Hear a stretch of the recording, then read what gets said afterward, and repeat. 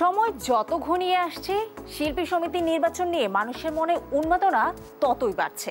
এর মধ্যে শুরু হয়েছে প্যানেল পরিচিতি। প্রতিটি প্যানেলই এখন ব্যস্ত নিজ নিজ প্রচারণা নিয়ে। এবারে নির্বাচনের প্রধান নির্বাচন কমিশনার হিসেবে দায়িত্ব পালন করবেন খোরশেদ আলম খসরু। নির্বাচনকে সামনে রেখে কতখানি প্রস্তুত নির্বাচন কমিশনার? সম্প্রতি দেশ টিভির সঙ্গে কথা বলেন খোরশেদ আলম খসরু। সেখানে উঠে আসে আসন্ন নির্বাচনের নানা দিক। এনামুল হকের ক্যামেরায় এর বিস্তারিত জানাচ্ছেন দেব রায় দীপ্ত। বাংলাদেশ চলচ্চিত্র শিল্পী সমিতির নির্বাচন যতই ঘনিয়ে আসছে ততই বাড়ছে আলোচনা ও সমালোচনা। ঈদ ও বৈশাখের ছুটি কাটিয়ে ফের চাঙ্গা দুই প্যানেল।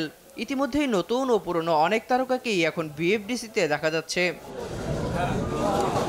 নির্বাচনের বাকি আর মাত্র ৪৮ ঘন্টা। আর এবারের নির্বাচনের প্রধান নির্বাচন কমিশনার হিসেবে দায়িত্ব পালন করবেন খোরশেদ আলম খসরু।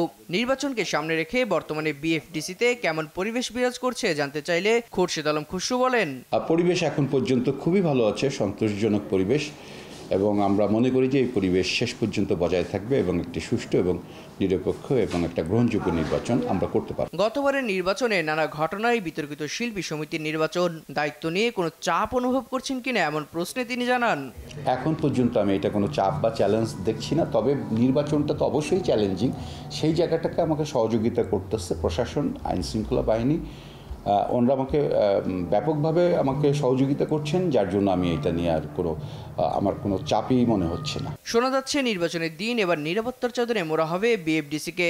কতটা সত্যি আর কেমনই বা থাকছে সেই নিরাপত্তার বেষ্টনী? আমরা একটা মোবাইল কোর্ট থাকবে একজন ম্যাজিস্ট্রেটের নেতৃত্বে। সারা নির্বাচন যতক্ষণ অনুষ্ঠান হবে ততক্ষণই একটা মোবাইল কোর্ট থাকবে। গেটটা সেটা স্পেশাল ব্রাঞ্চ যেটা করে, ভোটাররা ঢুকলে সেই গেটের ভিতর দিয়ে ঢুকবে নিরাপত্তাজনিত কারণে, সেটাও একটা ব্যবস্থা হচ্ছে। এবং পুরো এফডিসিটা সিসি ক্যামেরার চাদরে ঢেকে দেওয়া হবে। সিসি ক্যামেরা দিয়ে সারা এফডিসিকে কভার করা হবে। আমাদের নির্বাচনের যে লাইভ আমরা টেলিকাস্ট সেটা আমরা করব, বাইরে স্ক্রিন থাকবে, সেখানে সবাই বাইরে থেকে দেখতে পারবে। এরই মধ্যে দুই প্যানেলের মধ্যে ছোড়া হচ্ছে পাল্টাপাল্টি অভিযোগ। বিষয়টি নিয়ে খসরু জানান, নির্বাচন আসলে যে এখন যদি দুইটা প্যানেল হয়েছে, প্রতিপক্ষ প্যানেল, এখন হচ্ছে যে এই প্যানেলের হচ্ছে যে দোষারোপ ওই প্যানেল করে, ওই প্যানেলের দোষারোপ এই প্যানেল করে। অ্যাকচুয়ালি এইটার হচ্ছে বাস্তব অর্থে তারা শুধু তো হচ্ছে যে সাক্ষাৎকারে বলছে, অনলাইনে বলছে, সাক্ষাৎকারে বলছে, কিন্তু এইটার প্রতিকার পেতে হলে তাদেরকে আমাদের কাছে আসতে হবে।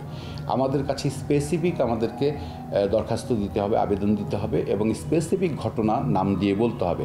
সেইটা আমরা তদন্ত করে যদি তার বিরুদ্ধে সেটা প্রমাণ পাওয়া যায়, তাহলে তার হচ্ছে যে যদি সেটা প্রার্থী হয় তার প্রার্থিতা বাতিল হবে, আর যদি সেটা ভোটার হয় তাহলে তার ভোট দান স্থগিত হবে, ভোটার প্রদান স্থগিত করা হবে। তো এই ব্যবস্থাগুলো কিন্তু আমাদের মধ্যে আছে। 19 এপ্রিল অনুষ্ঠিত হতে যাওয়া এই নির্বাচনে গণমাধ্যম কর্মীদের মেনে চলতে হবে কিছু নিয়ম কানুন, পাশাপাশি একটি সময়সীমার মধ্যে চলবে এ ভোট গ্রহণ।